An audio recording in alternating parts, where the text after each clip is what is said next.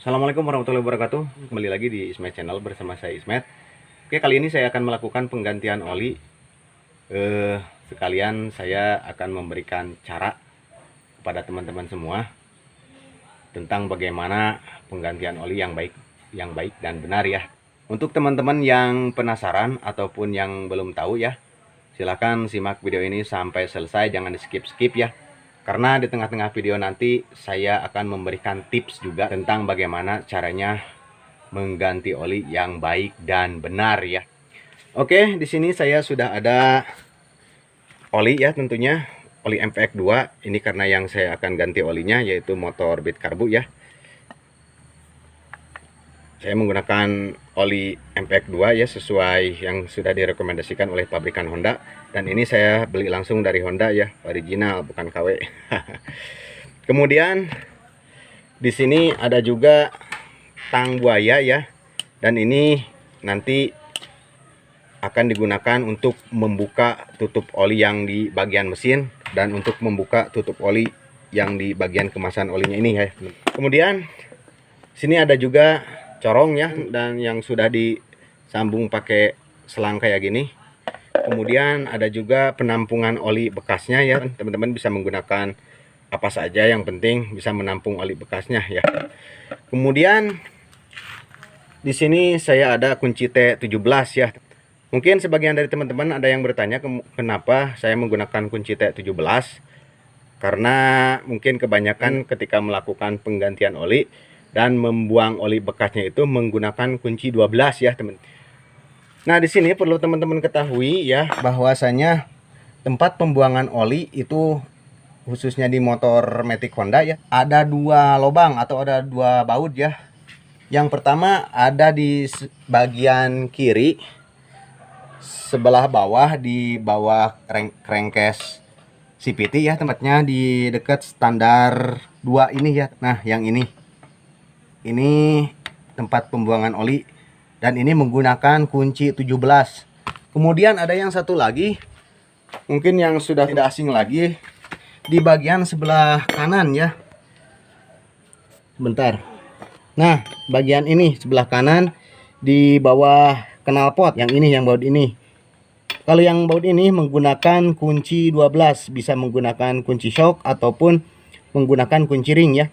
Mungkin teman-teman biasa melakukan penggantian oli dan membuangnya itu dari sebelah sini ya. Tapi di sini saya akan memberikan sesuatu yang berbeda ya, seperti itu. Jadi buat teman-teman yang belum mengetahui, saya akan membuang oli bekasnya itu dari sebelah sini. Kenapa saya membuang oli bekasnya dari sebelah sini? Sebetulnya dua-duanya juga bagus ya, dan baik, karena sudah direkomendasikan oleh pabrikan motornya itu untuk membuang oli. Tetapi saya lebih merekomendasikan dari baut sebelah kiri ya. Kenapa saya lebih merekomendasikan pembuangan oli bekasnya itu dari sebelah sini? Karena pertama, ketika banyak kotoran-kotoran atau banyak partikel-partikel di dalam mesin, itu kalau kita membuang oli bekasnya dari sebelah sini akan lebih terkuras baik ya, akan lebih bersih, seperti itu tepatnya. Sementara kalau dari bagian bawah sebelah kanan tadi, itu menurut saya kurang terkuras dengan baik ya. Karena apa? Biasanya partikel-partikel yang ada di dalam mesin itu biasanya dia nyangkut atau berkumpulnya di sini ya, seperti itu. Apalagi untuk motor-motor baru, itu biasanya setelah 500 km atau 1000 km biasanya dia banyak partikel-partikel ya, dan dia akan berkumpul di sini ya. Jadi kalau membuang oli bekas atau oli yang ada di dalam mesinnya itu dari sebelah sini, itu akan sangat lebih baik sekali ya, karena akan cepat terkuras dan lebih bersih ya, seperti itu. Seperti yang sudah tadi saya bilang, ini menggunakan kunci T17 ya teman-teman. Gunakan standar 1 untuk menegakkan motornya, karena kalau menggunakan standar 2 nanti akan belepotan. kecuali teman-teman mau membuangnya dari bagian lubang sebelah bawah yang tadi ya teman-teman, itu baru memakai standar 2. Caranya seperti ini. Sebelumnya siapin dulu alat penampungan oli bekasnya ya teman. Putar ke arah bagian bawah ya, arah lawan jarum jam seperti ini. Ntar ini keras sekali. Udah terbuka.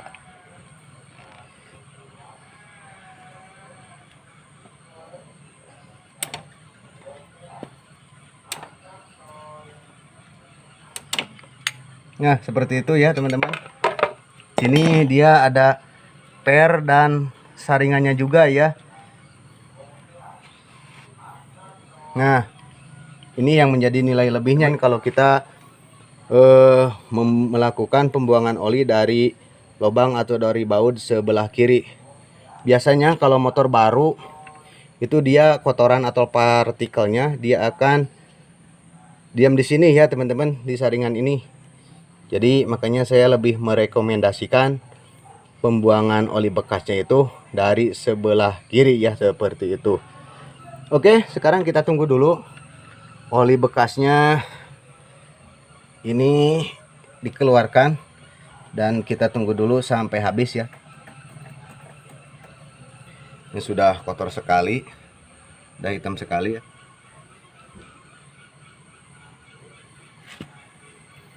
Oke, sambil kita menunggu oli bekasnya ini terkuras dengan baik, di sini saya akan memberikan tips tentang bagaimana cara penggantian oli yang baik dan benar ya. Pertama, lakukan penggantian oli secara berkala ya, yaitu maksimal 2000 km ya teman-teman, atau 2 bulan kalau dihitung lamanya hari. Mana saja yang tercapai lebih dahulu, 2000 km atau 2 bulan, seperti itu maksimal. Gimana kalau misalkan 1000 km kita udah ganti misalkan, atau 800 km kita sudah ganti oli, seperti itu.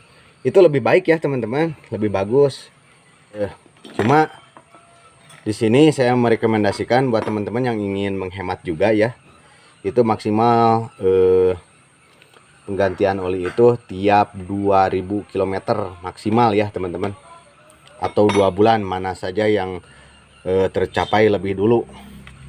Kemudian yang kedua, jangan gunakan kompresor ya teman-teman, seperti itu. Di dalam kompresor ya teman-teman, itu kadang-kadang bisa menghasilkan air ya, seperti itu.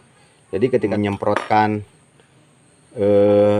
angin dari kompresor ke bagian dalam mesin, itu dikhawatirkan dalam kompresornya itu ada airnya ya teman-teman, sehingga masuk ke dalam ruangan mesin ya, seperti itu.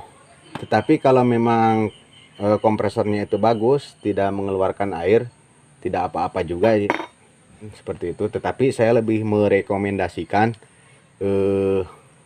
tidak menggunakan angin kompresor ya, seperti itu, lebih aman. Kemudian yang selanjutnya, lakukan penggantian oli ketika mesin dalam keadaan dingin ya. Jadi jangan sesekali teman-teman melakukan penggantian oli itu mesinnya dalam keadaan panas. Karena ketika melakukan bongkar pasang baut dalam keadaan mesin panas, itu sangat rentan sekali, dikhawatirkan nanti si bautnya itu akan mudah lecet dan dol ya teman-teman, seperti itu. Kalau bahasa saya dol. Seperti itu teman-teman ya.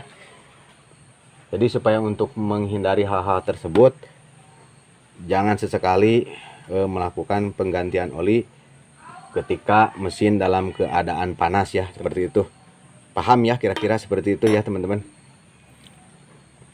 Nah, sekarang sudah mulai berkurang nih, dan kalau sudah seperti ini tinggal goyang-goyangkan saja ya, karena kemungkinan juga masih ada di bagian dalam, atau bisa juga di standar 2 kan ya, seperti ini teman-teman ya. Jadi tunggu saja sampai benar-benar si oli bekasnya itu bersih ya, keluar ya kira-kira 99% keluar lah ya, seperti itu. Kemudian siapin juga lap ya. Mohon maaf saya agak sedikit belepotan ya teman-teman, karena saya sambil pegang kamera juga, dan ini saya melakukan perekaman menggunakan handphone ya teman-teman. Nah ini bersihkan sampai benar-benar bersih ya teman-teman, seperti itu. Bersihkan juga bagian lubang pembuangan sebelah bawahnya ya teman-teman.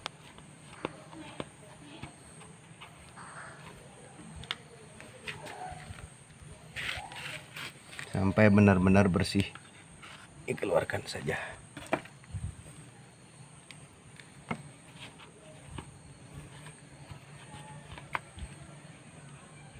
Seperti ini kira-kira ya teman-teman, sampai benar-benar bersih lubang pembuangan olinya juga.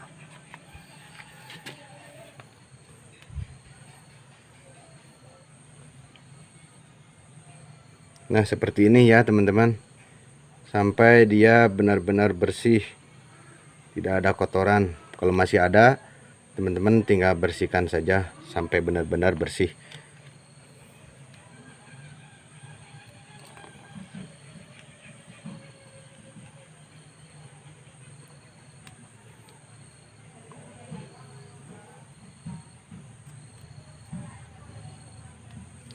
Dan untuk pemasangannya seperti ini ya. Pertama masukkan dulu ini saringannya ya ke bagian lubang yang gede ya, seperti ini. Masukkan dulu. Nah kemudian yang bagian lubang kecilnya ini masukin ke penutup olinya ya, seperti ini teman-teman. Jangan sampai kebalik ya, seperti ini. Nah setelah ini pasangin kembali ya. Nah seperti ini kan. Dan usahakan setiap melakukan pengencangan baut itu usahakan pakai jari terlebih dahulu, jangan langsung menggunakan kunci, karena dikhawatirkan untuk kemiringan dalam pemasangan bautnya itu sendiri ya. Untuk pemasangan penutupnya ini usahakan memakai jari terlebih dahulu sampai mentok ya. Kalau sudah mentok seperti ini, baru kita bisa menggunakan kunci. Nah sekarang sudah mentok nih, baru kita bisa menggunakan kunci dan kencangkan sampai mentok ya.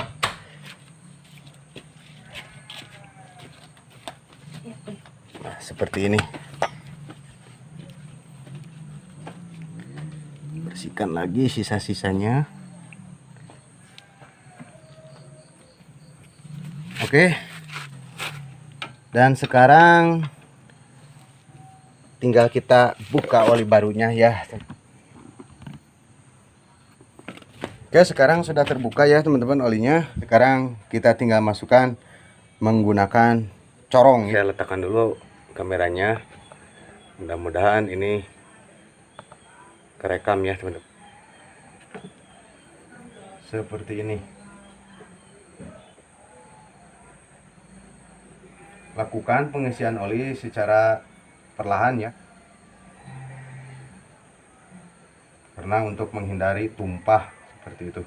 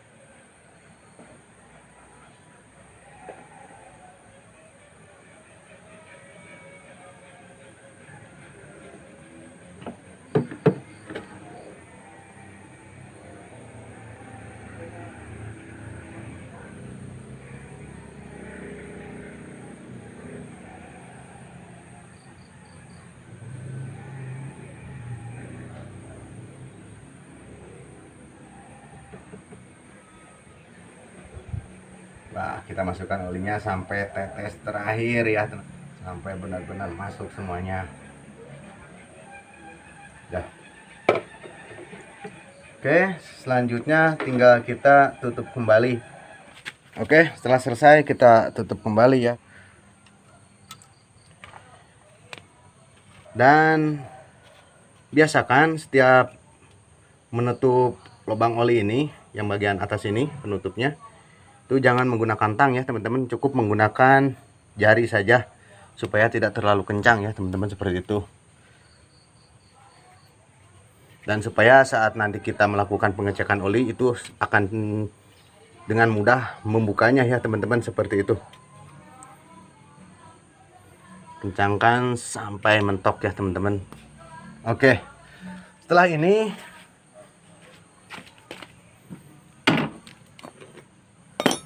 setelah semuanya selesai, panaskan terlebih dahulu ya dengan menggunakan kickstarter atau engkol ya, untuk menaikkannya sebentar saja seperti ini.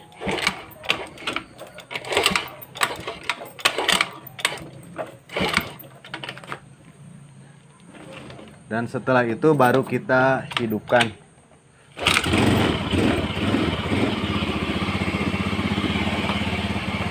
Nah, seperti itu ya teman-teman.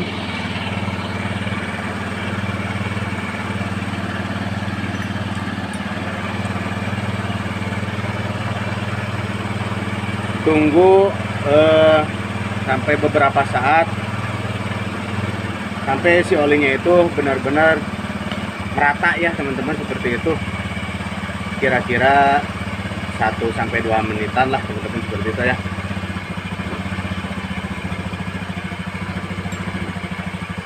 Biasakan sebelum dibawa jalan, ketika sudah melakukan penggantian oli, itu teman-teman panasin terlebih dahulu ya motornya, supaya untuk menjaga keawetan mesin motornya itu sendiri ya teman-teman, seperti itu.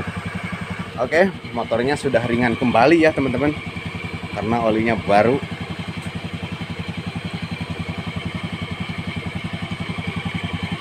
Oke, saya rasa cukup. Matikan saja terlebih dahulu.